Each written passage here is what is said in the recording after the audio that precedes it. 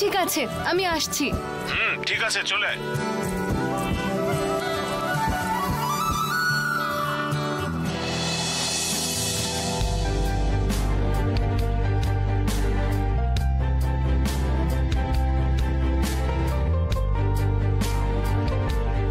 দাদা, salt lake যাবেন? বসুন ম্যাডাম।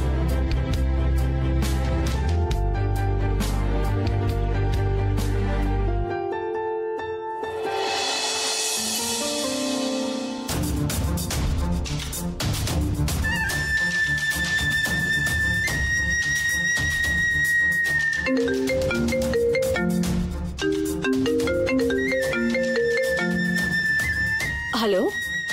হ্যালো, নমস্কার ম্যাডাম। নমস্কার, কে?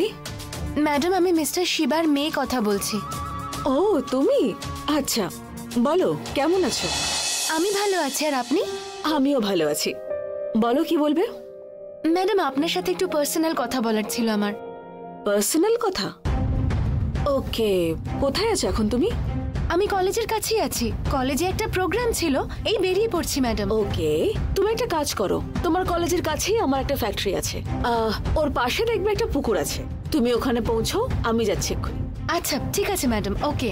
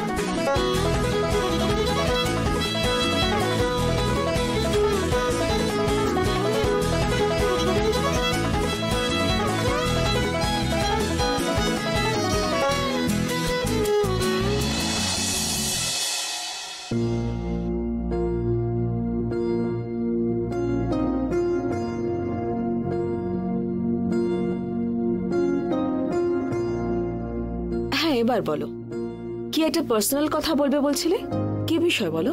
আমার বাবা আপনার কোম্পানি ছাড়া আর পৃথিবীর কিচ্ছু চেনে না। কতবার আপনার কোম্পানির থেকে বেশি টাকা অন্যান্য কোম্পানি আমার বাবাকে অফার করেছে, কিন্তু আমার বাবা ছেড়ে যায়নি। আপনার কোম্পানি আমার বাবা কোনোদিনও ছাড়তেই চায়নি ম্যাডাম। সেইটা আমিও কোনোদিন চাইনি। মিস্টার শিবার থেকেও অনেক বেশি লেখাপড়া জানা, বেশি এক্সপিরিয়েন্স লোকেরা রেজুমে পাঠিয়েছিল, জবের জন্য অ্যাপ্লাই করেছিল, কিন্তু উনি আমার দাদার সময় থেকে কাজ করছেন, আর শুধুমাত্র এই একটা কারণের জন্যই আমি এখনো পর্যন্ত ওনাকে কাজে রেখেছিলাম। এই কারণে তো আমিও শকড হলাম ম্যাডাম। এত বছর ধরে আপনারা বিশ্বাসের সাথে কাজ করেছেন, আসলে আজকে বাবা বাড়িতে এসে বললেন যে আপনার সাথে কিছু একটা বিষয়, একটা ফাইল নিয়ে অশান্তি হওয়ায় আপনি বাবাকে চাকরি থেকে বের করে দিয়েছেন ম্যাডাম। আমার বাবা সারাদিন কিছু খায়নি ম্যাডাম, রাত্রেবেলা ঠিক করে ঘুমোচ্ছে না পর্যন্ত।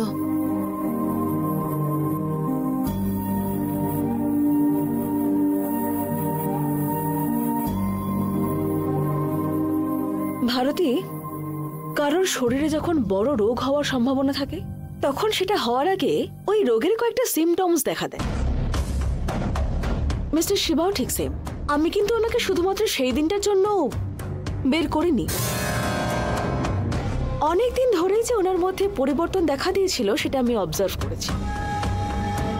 উনি কোম্পানির ওনারের মতো বিহেভ করছিলেন, কাজের দিকে ওনার কোনো লক্ষ্যই ছিল না, দায়িত্ব নিচ্ছিলেন না। এই তো সেদিন আমি 1 লোড প্যাকিং ম্যাটেরিয়ালস আনালাম, উনি ওটার কোনো ইন্স্যুরেন্সই করাননি, সেগুলোতে আগুন লেগে কোম্পানির 1 কোটি টাকা লস হয়েছে। জিজ্ঞেস করাতে উনি অন্যের নামে দোষ দিচ্ছিলেন। উনি আগের মতো সিনসিয়ার নেই, যাই বলি না কেন তর্ক করেন, আমার সিদ্ধান্ত নিয়ে সবসময় প্রশ্ন করেন। মাইনে দিয়ে কাজ দিয়ে রেখেছি, আর ওনার কাছে আমায় কথা শুনতে হবে?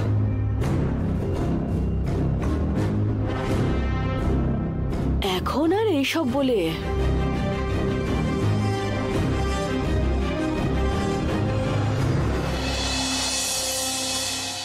এসব বাবা বলেছে ম্যাডাম? না ম্যাডাম, আপনি আপনার কোম্পানিতে নতুন একজনকে কাজে নিয়েছেন, আর সেই আপনাকে এই সব বুদ্ধিগুলো দিচ্ছে।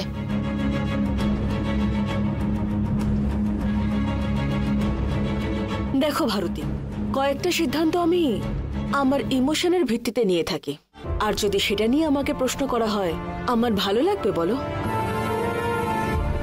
না না, উনি যদি অন্য কোনো কোম্পানিতে জয়েন করেন তাহলে ওনার এই ব্যবহার আর প্রশ্ন করার স্বভাবটা একটু বদলে ফেলতে বলুন। তার কারণ আমার মতন ধৈর্য সবার তো থাকবে না। ঠিক আছে ম্যাডাম, আমার বাবার ইমপ্রেশন যদি আপনার কাছে এতটাই খারাপ হয়ে থাকে তাহলে সময় নষ্ট করে লাভ নেই। এবার আমি আসি ম্যাডাম। আমি ইচ্ছে করে ওনার প্রতি ধারণা পোষণ করিনি, ওনার ব্যবহারের জন্যই আমার মনে এই ইমপ্রেশন তৈরি হয়েছে। তুমি একটা বিষয় ভালো করে ভেবে দেখো, এত বছর তো এই সমস্যা ছিল না, এখন কেন এই সমস্যা হলো আমাদের মধ্যে? আমি তো এক ফোঁটাও বদলাইনি। এইসব গিয়ে তুমি ওনাকে বোঝাও। ঠিক আছে, আমি এখন আসি ম্যাডাম। চলো, আমি ড্রপ করে দিচ্ছি। কোনো ব্যাপার না ম্যাডাম, আমি ট্যাক্সি করে চলে যাব।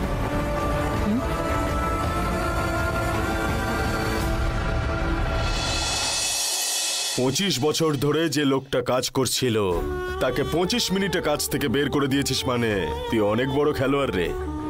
শুধু এটা নয় আদি, দেবী উমা গ্রুপ অফ ইন্ডাস্ট্রিজে শিবানীর পরে যদি কেউ পাওয়ারফুল থাকে সেটা হলো শিবা।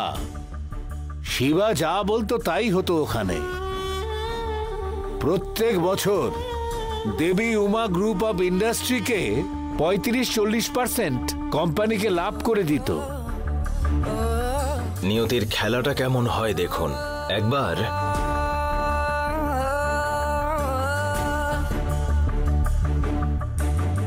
শিবানীর বিরুদ্ধে দাঁড়াবে বলে আমার বসের কাছ থেকে টাকা নিয়েছিল, তারপর ইনকাম ট্যাক্সের অফিসারের কাছে ফাঁসিয়ে দিল বসকে।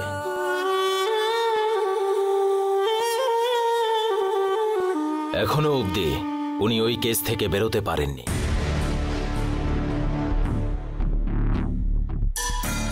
এই বিষয়টা সায়নদা শুনলে সায়নদা খুবই খুশি হয়ে যাবে।